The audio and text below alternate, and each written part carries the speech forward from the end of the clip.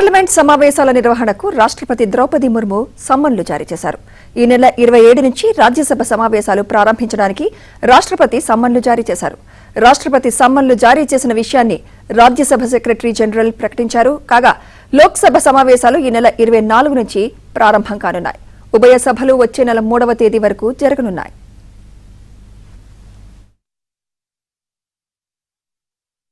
రాష్ట్రపతి సమ్మన్లు జారీ చేశారు.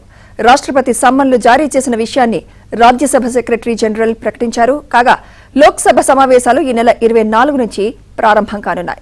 ఉభయ సభలు వచ్చే నెల 3వ తేదీ వరకు జరగనున్నాయి.